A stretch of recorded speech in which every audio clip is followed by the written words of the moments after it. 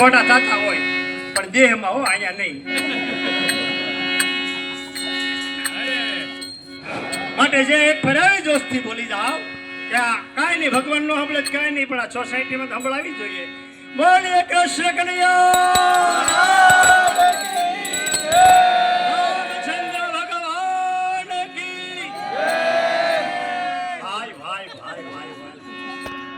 ના હાચા ભાવથી હવે જે બોલ્યા અને હોવું જોઈએ જીવનની માલિકા.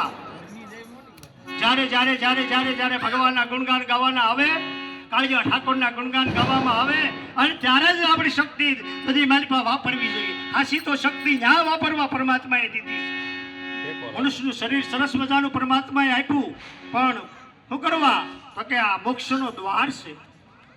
માણસના દેહની માલિકા એક દેહ જેવો છે કે જેમાં પરમાત્માનું ભજન કરી શકજો તમે નું.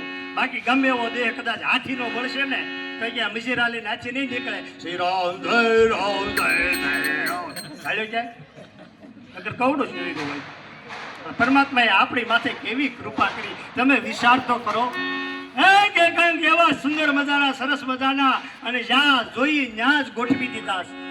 જો આંખોની જરૂર આગળ છે, બે બરોબર આગળ જામ ગાડીને બત્તી હોય એમ મેકી, નકર ગોઠણી આખી મેક્યો તો તમે કરો તો ગોઠણ આમાં પાણી જ આવ્યા હોય જ્યારે હાલવું કરવું હું કયો ઊંધા માથે હલાય અને એમ બુડી જાય. પણ ભગવાને એવું નથી કર્યું. અને આમ જુઓ આ ઉપર મેક્યું અને બધું અહીંયા જ બધું ગોઠવું છે. આપણે ખાવા બેસી ત્યારે કોઈ બી વસ્તુ આમ જોઈ આખીએ જોઈ, નકર ગોઠણી આખી ભેગો પેલા આમ બટકું ન્યા લઈ જાય, પછી પાછું મોઢું વાહે મૂક્યું હોત તો અહીંયા અડાડીને પાછું વળી આમ વાહે માથું નામ એમાં વાહ હાથ કરવા જાય ને કોઈક આળવીચરો બેઠો તો આંચકીને એને મોટમ મારી દી. હા પંગતીમાં જમવા બેઠા હોય ને કોઈક તાણ કરતું હોય તો વાહે હું મેક્યું ખબર ન પડે, સપલાને બટકું મેકીને વિયો જાતો હોય. ભગવાને એવું નથી કર્યું. સરસ મજાનો દેહડો આપ્યો છે તમને ને મને હવને, માટે બિછાવી પ્રેમ પાથરણા અવરના મન હરી જાજો, જગતને અર્પને સુગંધ કિલી સુમન ખરી જાજો. સ્વધર્મ સાથીઓના પંથાય પુનિત પગલા ભરી જાજો, બસાવી શાસ્ત્ર રામાયણ ને તમે માધવ ભણી જાજો. થતી હોય ખોટી ખટપટ વાતુની તો બાનું કરીને હરી જાજો, સ્થિતિ તબન ભૂખ યાતના ઉદર તમે ભરી જાજો. બીજાને તારવા સ્થિતિ તબન ભૂખ યાતના ઉદર તમે ભરી જાજો, વિનંતી રામ વિદ્યાની તમે સમર્પણ તો કરી જાજો. બીજાને તારવા કેવટ બનો, બીજાને તારવા કેવટ બનો, સેવટ તમે ધરી જાજો. આ દેહડો એટલા માટે આપ્યો છે કે ભવસાગર પાર કરવાનું આ નાવડું છે અને કોકને ઉપયોગમાં આવતા જાઓ ભલા મારા. નકરો સ્વાર્થ નહીં પણ સ્વાર્થની હારે હે પરમારથ કરતા જાઓ. એટલા માટે મોંઘો મનુષ્ય દે ફરી ફરીને નહીં મળે વારંવાર કે ભાઈ તું ભજી લેને, વારે વારે આ દેહ નહીં મળે. એટલે હું કહું કે ભગવાને કેવો સરસ મજાનો આપણને દેહ આપ્યો છે. એ પરમાત્માના ગુણગાન ગાવા માટે મોક્ષનો સાધન આ દેહ છે. હે કે કાંગ એના ઠેકાણે ગોઠવો છે વળી. અને એ તો તમે જોવો પાછા મુસ્યું આદમીને ઉગાડી, બાયું ન ઉગાડી. બાયુને મુસ્યું ઉગાડ્યું હોય તો રાજ કાઢે તો ઠુઠ્ઠા બારા નીકળે. જો કઈ તો ઉભી ગયું પણ તોય નથી, તોય બિચારા ઘેરે જાય નથી. મૂસ્યું ને તોય કેમ વેલા એમાં મૂસ્યું હોત તો આ લોટે બેઠી હોય ને તમે આમ અબદીન ગીરે ગયા હો જે મગાવ્યું હોય લાવ્યા લો સાડા આકડા સડાવવા બીન ફાટી મરત.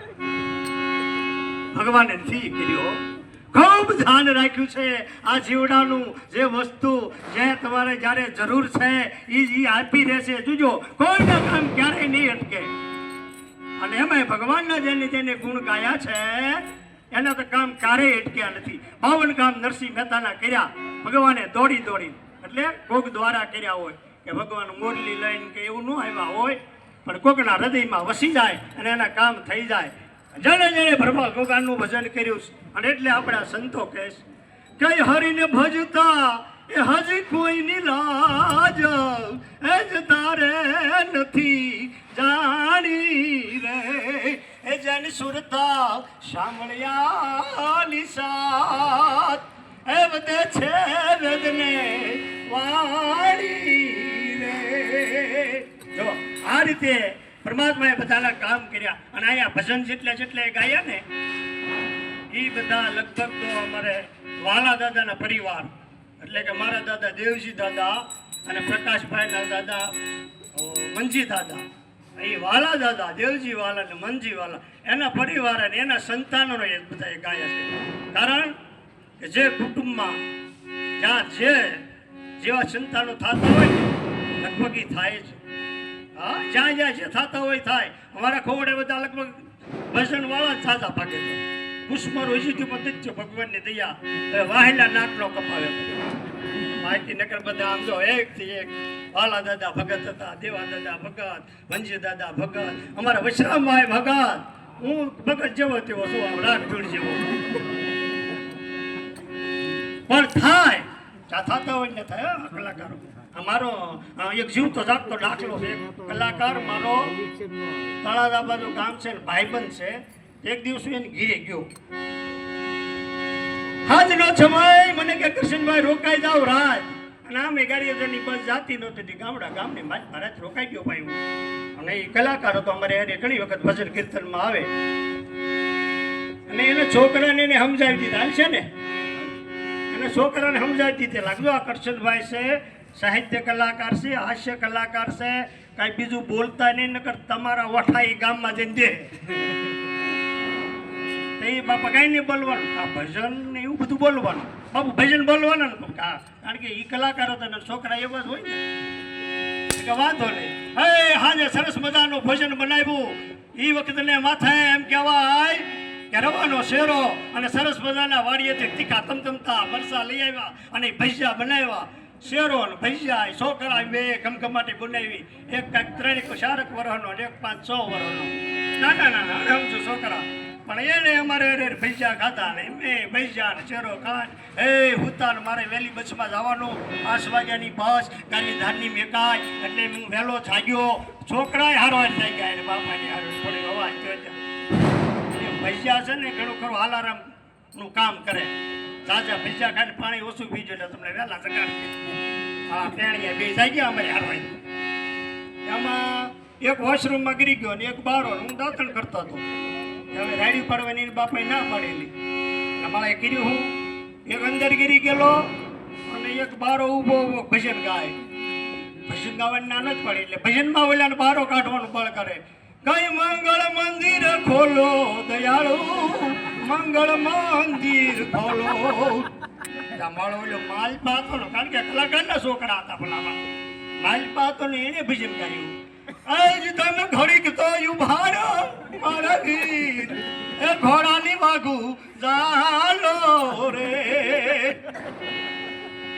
બાર ઓલો ઊભો ભાઈ એની પર આમાં જવાબ આપ્યો કે કોને કહું દિલડાની વાતું નથી રેવાતું હવે નથી રેવાતું હવે નથી રેવાતું કલાકારના છોકરા હતા પણ બીજું બોલે ને ભજન સિવાય તો પછી ઓલો માલ પાતો ને એને પછી છેલ્લો અવાજ આપ્યો કે તો પછી ધોવા જો હે રઘુરાય શક મને પડ્યો છે મનમાય પગ મને ધોવા જો એ મને ધોવા જો એ પગ ધોવા જો રઘુરાય મારું કહેવાનું કે આ કુટુંબની માલપા બધા ભજન કીર્તન ને સત્સંગ કરે એવા અમારે જો લાભભાઈ કાર્યધર્મ છે એમનું નામ છે આવા બધા કુટુંબની માલપા ભગવાનની દયા છે એવા જીવ મોકલ્યા છે કે બસ આનંદ હસમુખાને હેતાળવા મરકીને બોલે વેણ જાને કટો કદીને વાગજો મન હોય પારકા કેણ